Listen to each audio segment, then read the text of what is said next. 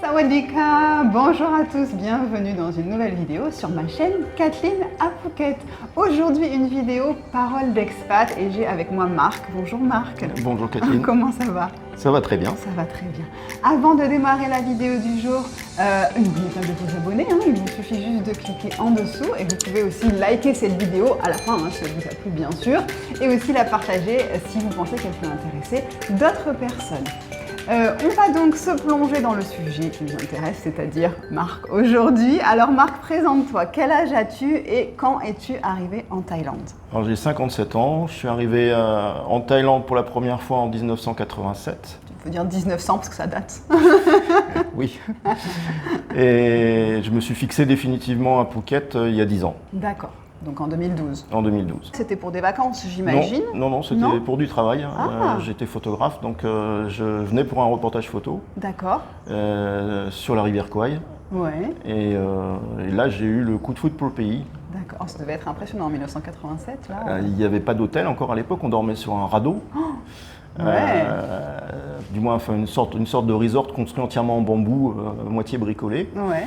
Et le matin, je me suis réveillé, je me suis retrouvé en me baladant en forêt, nez à nez avec un éléphant qui transportait des troncs d'arbres. Ouais. Et là, c'était, je sais pas, c'était une sorte de révélation en me disant c'est ici que je veux vivre, quoi. C'est vrai? Ouais, c'était cette image-là que d'un coup tu as eu, ça y est, c'est ici, c'est chez moi, je me sens chez moi. Complètement, je me sentais chez moi. Et ça a toujours été comme ça. À chaque fois que je suis retourné en Thaïlande, je me sentais chez moi. Et quand, par mon métier, j'étais amené à beaucoup voyager, j'ai fait une quarantaine de pays. Tu étais photographe professionnel au fait, d'accord. Ouais. Et à chaque pays, je me disais, mais non, c'est la Thaïlande, c'est pas... Ouais, tu revenais toujours à ça dans ta tête. Complètement, ouais. Et donc tu as mis quand même un bon moment, donc entre 1997 et 2012, pour prendre la décision de vraiment venir t'y installer au final. Oui, en fait, je suis venu ici à Phuket parce que je venais de vendre ma maison à Paris et j'avais un délai en fait avec les notaires. J'avais un délai pour obtenir le nouveau logement. Je me suis dit, au lieu de payer une location en région parisienne, le mieux c'est d'aller en Thaïlande, mais je voulais aller dans un endroit où je n'étais jamais allé précédemment. D'accord, et Phuket c'était? Et Phuket, pour moi, c'était, ça m'intéressait pas spécialement au départ, parce que j'avais l'idée de ce qu'on voit sur M6 et compagnie, c'est la prostitution, c'est les bars, la fête, tout ça, et ça m'intéressait absolument pas. Ce que je voulais faire, c'était de la photo. Et puis je suis tombé sur le blog d'un expat qui vit ici à Rawai, qui s'appelle Régnier. Je sais de qui tu parles. On lui fait un coucou et je ferai une vidéo et je lui ai promis qu'on fera une vidéo avec lui un jour. Et en voyant ces photos, je me suis dit, eh ben, c'est là qu'il faut que j'aille, quoi. Ouais. C'est lui qui, au fait, dans sa vision, au fait, par des photos de Phuket, qui t'a fait dire, bon, peut-être qu'en effet, je pourrais être bien là-bas? Complètement. D'accord. Complètement. C'est grâce à lui si je suis ici.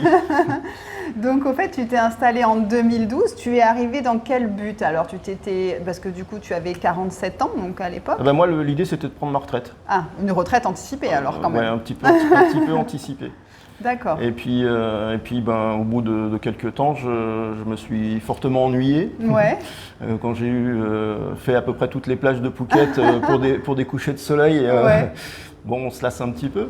Et du coup, j'ai décidé d'investir le pécule que j'avais dans la construction d'un resort. Ouais. Et ça, c'était en 2016, tout début 2016. D'accord.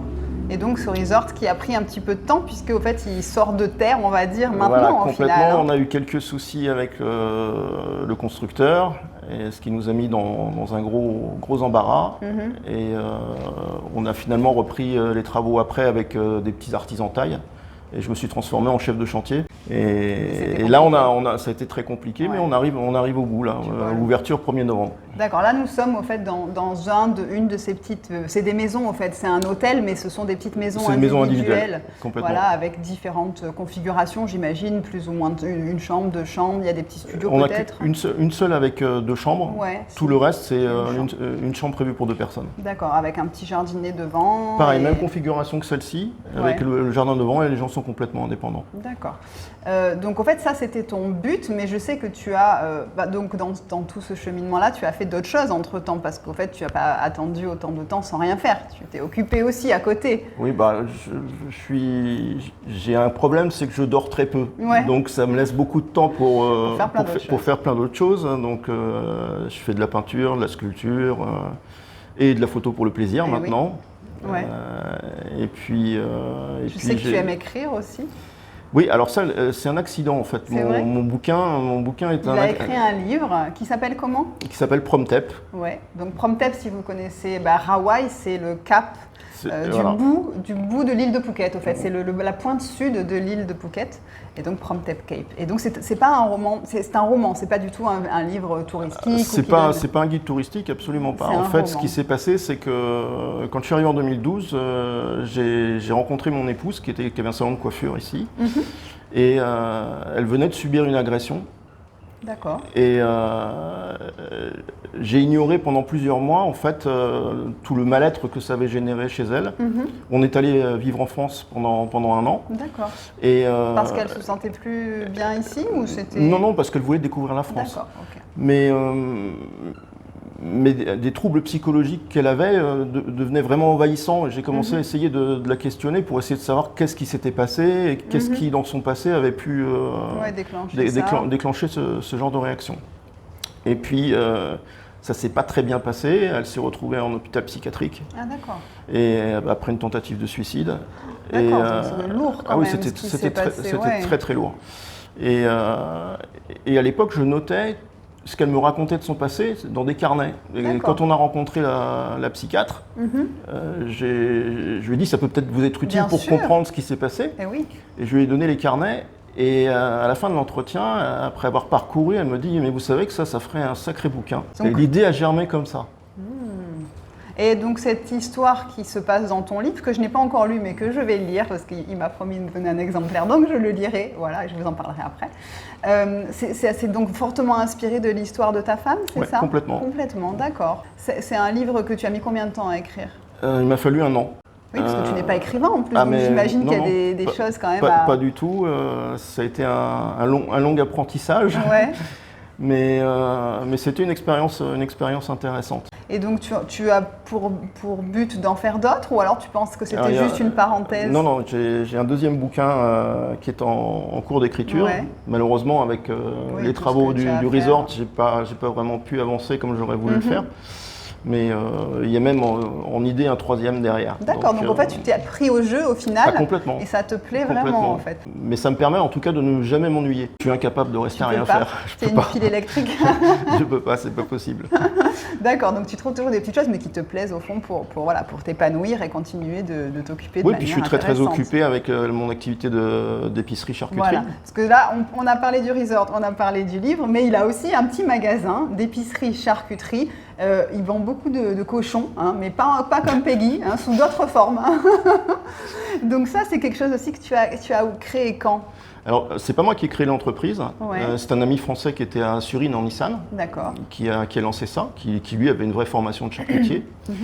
Et un jour, il a été amené à rentrer un peu précipitamment en France et il m'a appelé alors que moi je m'occupais de sa communication sur Internet. Il me dit écoute, tu t'es investi dans l'entreprise, moi je dois partir, je te cède l'entreprise. D'accord. Et il t'a formé aussi ou pas parce que, voilà, alors sur le coup je lui ai dit non, c'est pas possible, c'est pas mon métier.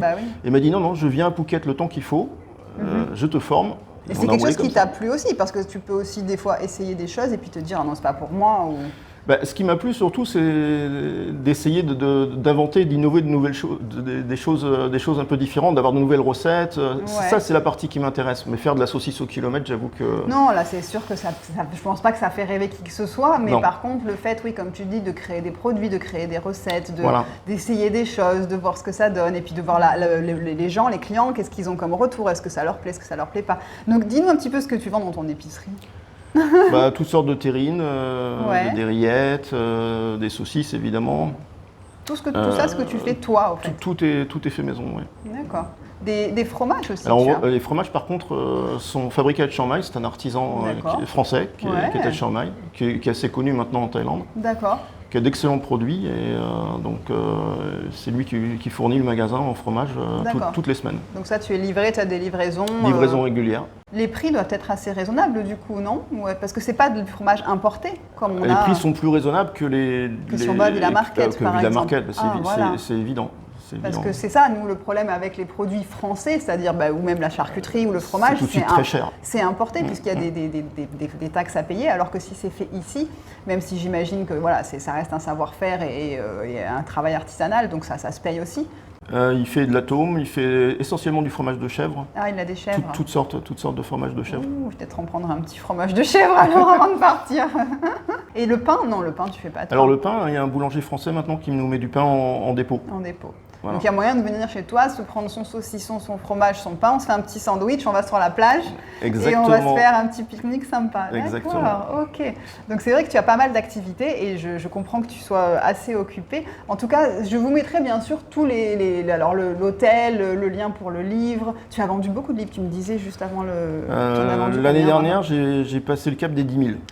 D'accord, donc c'est vrai que c'est quand même un Alors succès. maintenant, ça s'est un peu ralenti parce Oui, c'est qu'un normal. bouquin, ça a une durée de vie. Hein. C'est normal. Mais j'étais le premier surpris Ouais. de ce que ça a donné au lancement. Je pensais simplement vendre des bouquins à de la famille ou des amis. Oui, oui. Mais le premier jour où il a été mis en ligne sur Amazon, j'en ai vendu 200. D'accord, donc au fait toi-même tu t'es dit, ah oui, il y a un problème, ils ont mis un zéro en trop, qu'est-ce qui se passe? J'étais vraiment. Ma mère a vraiment, commandé, elle vraiment s'est étonné. trompée, c'est pas possible. Mais en fait, les réseaux sociaux fonctionnent très bien. Dès l'instant que j'ai commencé à communiquer sur le bouquin, les ventes ont explosé, quoi. Et les gens peuvent l'acheter, donc il est sur Amazon n'importe où dans le monde? Il est sur Amazon partout dans le monde. D'ailleurs, j'en vends régulièrement, entre autres au Canada, parce qu'il y a des francophones. Bien donc, sûr. Bon, de toute façon, je mettrai vraiment tout, que ce soit l'adresse de la petite boutique, l'adresse du resort et le lien pour acheter le livre. Hein. Comme ça, vous pouvez tout savoir sur Marc, il vous aura tout expliqué. Donc toi, pour parler un petit peu maintenant de ton expérience avec la Thaïlande, est-ce que quand tu es arrivé, donc tu étais célibataire, tu n'étais pas en couple, tu as rencontré ton épouse? J'étais séparé en fait à ce moment-là. Et à l'époque, j'avais encore quelques cheveux. Donc je suis allé dans un salon de coiffure. Enfin, Ouais. moi, un ami m'a emmené dans un salon de coiffure. Et la coiffeuse est devenue mon épouse. D'accord. C'était quelques années après que tu sois arrivé ou c'était rapide? Ah non, c'était un mois après mon arrivée. D'accord. Et donc c'est toujours la même depuis 10 ans. Toujours la même depuis 10 ans. Vous avez eu des enfants? On est un peu trop âgé pour ça. Ouais. 57 ans C'est pour vrai elle qu'elle aussi. c'est vrai hein, que donc, voilà, c'est vrai qu'elle a ton âge. elle a mon âge. Voilà, donc c'est vrai que ce qui est parfois aussi un petit peu différent, c'est que beaucoup d'hommes ici sont avec des femmes beaucoup plus jeunes. Et c'est vrai que toi, ton épouse, c'est vrai que si elle a ton âge, mais elle n'avait pas d'enfants avant? Si, elle a des enfants. Elle a 2 fils, D'accord, mais qui sont grands. du coup, qui maintenant, ont 35 et 38. Voilà, donc, ouais, j'imagine. Et ensuite, elle s'est impliquée dans tout ça avec toi. Comment est-ce que ça s'est passé? Parce qu'elle était coiffeuse, donc c'est aussi se lancer dans un nouveau challenge pour elle, de faire un hôtel, de se mettre avec son mari qui est français, pour être franc, l'idée de l'hôtel, elle adhérait pas trop à ça. Ouais. Son idée à elle, c'était d'investir le pécule qu'on avait dans une ou deux villas ici Et les mettre en location. de les mettre en location. Mais moi, je voyais pas ça comme un vrai travail. L'hôtellerie m'intéressait beaucoup plus. Ouais. Toi, c'est parce que tu voulais t'occuper encore, c'est ça? Il y a un peu de ça, oui. Phuket, ça a été une découverte, mais surtout, je suis tombé amoureux de Rawai. D'accord, ouais. C'est cet endroit, ce quartier. cet endroit qui me plaisait particulièrement, parce qu'il y a d'autres endroits de Phuket Bien qui m'ont sûr. pas spécialement intéressé. Donc, ouais. Mais là, vraiment, c'était un coup de foudre. D'accord, et donc tu es toujours d'ailleurs... Pour tout dire, je suis venu donc juin, juillet, août 2012. Ouais. Je suis rentré en France au mois de septembre et j'ai immédiatement mis en vente la maison que je venais d'acheter. Ouais, donc c'était décidé. Et en plus, c'était pas pour un coup de foudre, par exemple, avec quelqu'un ou quoi, c'était plus le coup de foudre avec le pays et le quartier au final. Ah oui, complètement. Ouais. Et donc toi, tu retournes souvent en France ou pas vraiment? Là, ça fait 6 ans que je ne suis pas retourné. D'accord, t'es comme Et- Serge, ça faisait 7 ans là. Honnêtement, ça me manque absolument Ouais. pas. Ouais. Voilà. Tu as de la famille aussi, peut-être qui vient te voir ici? J'ai mon fils qui devait venir normalement me voir au mois d'août là, Ouais. cette année, et puis qui a renoncé du fait du prix des billets qui était Ah oui, c'était complètement, un truc de fou, là. Cet complètement été, délirant. c'était fou. Ouais, j'espère que ça va rebaisser un petit peu, ne serait-ce que pour aussi développer après le tourisme. C'est ici. ça, parce que le que- tourisme est déjà bien atteint ici. Ouais. Si les prix des billets empêchent les gens de venir, Ouais, là c'est ça, c'est qu'au fait les prix sur place n'ont pas changé. Et en effet, la Thaïlande reste un endroit où ça reste très abordable. Mais s'il faut payer un fric fou pour venir juste ici et faire le billet d'avion, s'il y a des familles avec des enfants et tout, enfin ça devient. Donc toi, raconte-nous une petite journée en ce moment type de ta vie actuellement en fait. Je suis un lève-tôt, hein, donc le matin, à partir de 5 heures, je suis debout. Et la première chose, c'est le labo de charcuterie. Et tout ce que j'ai à faire, j'essaie de le faire le matin. En journée, quand il commence à faire vraiment très chaud, on a la clim qui tourne à fond et tout. On passe du froid au chaud quand on sort, c'est pas bon. Donc j'essaie de faire tout ce qu'il est possible de faire dans la matinée. Et puis l'après-midi, soit je suis en magasin, soit je suis occupé à gérer le champ. Petite sieste ou pas petite sieste? Non, j'ai pas le temps.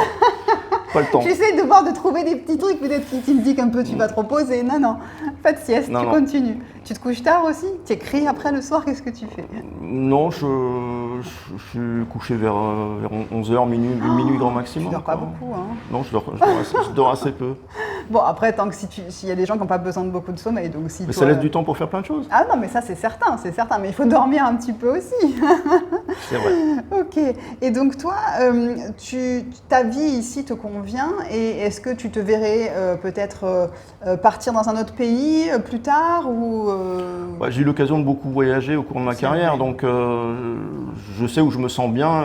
Ouais, tu n'as pas envie de découverte d'autres choses peut-être actuellement? Là non, j'ai qu'un projet quand ça va repartir un petit peu au niveau du tourisme, c'est de pouvoir aller en Birmanie, faire de la photo. Ça me ferait vraiment plaisir. D'accord, il y a quand même des pays qui te restent un petit peu à découvrir et que tu te dis là j'aimerais y aller pour photographier ça ou découvrir ça au fait. J'aimerais bien emmener ma femme une fois au Maroc parce que j'ai beaucoup séjourné au Maroc pendant mon enfance et j'aimerais bien qu'elle puisse découvrir un petit peu. Ah, puis là les paysages et l'ambiance là c'est quelque chose de complètement différent. Donc toi tu es donc venu alors à la base pour un plan de retraite mais au final tu t'es mis à travailler. Qu'est-ce que tu aurais comme conseil à donner pour quelqu'un par exemple qui a envie de venir en Thaïlande ou qui pense à l'expatriation en Thaïlande ou à Phuket plus précisément? Déjà de bien se renseigner avant, parce que je vois beaucoup de gens qui envisagent de venir et qui en fait ne connaissent absolument rien du pays. Il faut déjà y avoir séjourné un bon moment pour voir l'endroit qui plaît pour y vivre. Et puis surtout de bien étudier quand on veut monter une affaire, parce que c'est très très compliqué d'avoir un business ici. C'est très facile de tout perdre en fait. Ça a failli m'arriver d'ailleurs, on peut facilement tout perdre ici. Et puis si on n'est pas secondé par une personne taille, dans mon cas c'est mon épouse, qui a vraiment fait un boulot formidable ici. Sans elle, le resort n'existerait pas. Hein. Oui, puis il faut aussi quelqu'un de taille, mais qui a envie de faire les choses, qui s'implique dans tout ça, parce que c'est pas juste avoir une taille à côté, mais qui fait pas grand-chose. Non, il faut qu'elle s'implique. Sinon, il suffit de prendre une traductrice. Mais voilà, c'est pour ça. C'est quelqu'un qui s'implique et qui soit là pour diriger, qui accepte de donner des ordres, d'organiser des choses. Parce qu'au fait, j'imagine que tous les ouvriers taillent. C'est avec ta femme qui voit, au fait, les choses. Au début, j'ai fait l'erreur justement comme j'ai été chef de chantier dans le passé, j'avais une expérience du bâtiment pendant une quinzaine d'années, je me suis dit je peux me débrouiller. Et puis en fait on s'aperçoit qu'on ne peut pas commander un taille ou un virement, c'est carrément impossible. Il faut qu'il y ait un fusible entre les deux, qui connaît leur mentalité, qui sait comment ça fonctionne. Comment leur parler, comment dire si on fait une remarque à un ouvrier taille en lui disant qu'un travail n'est pas bien fait, il va se vexer, et dans 9 cas sur 10, il va planter le chantier. Oui, il revient pas. Il revient pas. Ça t'est arrivé? Ça m'est arrivé. On fait l'erreur une fois, on la fait pas plusieurs fois. Non, j'imagine. Et donc ta femme, elle a su gérer les choses d'une meilleure manière avec les ouvriers? Ah oui, maintenant ça se passe très bien. On a une équipe de petits artisans taille et ça se passe à merveille, aucun souci. Tout le monde critique la construction en Thaïlande, mais souvent c'est un problème de la personne qui gère l'entreprise plus que des ouvriers. Il y a des gens compétents. Gens compétents. Toi, tu dirais à quelqu'un plutôt de venir, de vraiment s'imprégner du pays, avant d'ouvrir une société en tout cas, de vraiment peut-être regarder ce qui se passe, écouter un petit peu ce que disent les gens. Ce qui serait bien, c'est qu'une personne qui veut s'implanter ici discute avec des Thaïs. Le problème, c'est les échanges du fait de la langue, de la barrière de la langue, sont pas forcément évidents, mais j'ai eu de bien meilleurs conseils par des Thaïlandais que par mes compatriotes, c'est clair. D'accord. Des conseils par rapport à quoi? Au business en lui-même Oui, entre autres. Entre autres, et puis aussi pour tout ce qui est démarches administratives qui sont ici assez compliquées, il faut vraiment un Thaï pour donner un coup de main parce que... Sans ces personnes-là de confiance qui comprennent comment les choses marchent, on n'avancerait pas, ou alors il faut payer. Voilà, c'est toujours Voilà. le même problème. Et quand on est étranger en Thaïlande, on est habitué à payer le prix fort. C'est souvent le cas. Et on s'aperçoit qu'en fait, quand c'est un Thaï ou une Thaï qui vous aide et qui gère les choses, eh bien, le prix n'est plus du tout le même. Toi, en fait, tu gardes quand même une bonne impression de toute cette expérience de construction. Si c'était à refaire, est-ce que tu changerais les choses? Tu ferais ça différemment?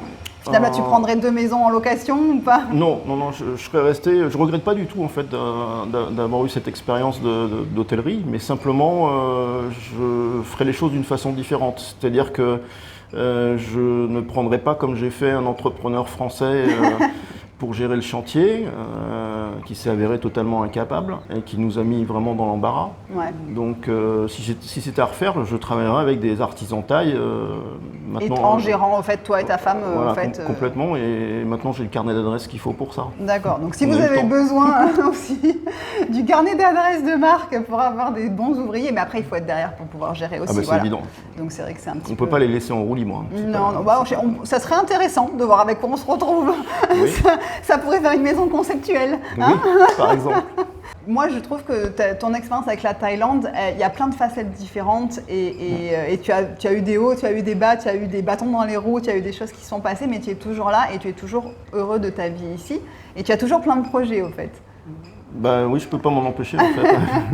Bon, en tout cas, ne vous inquiétez pas, je mets vraiment toutes les informations à propos de Marc dans la barre d'informations. Il vous suffit de cliquer en dessous si vous voulez venir séjourner au, comment ça s'appelle, le Jasmine Village. Le Jasmine Village qui ouvre à partir du mois de novembre. 1er novembre. Ça.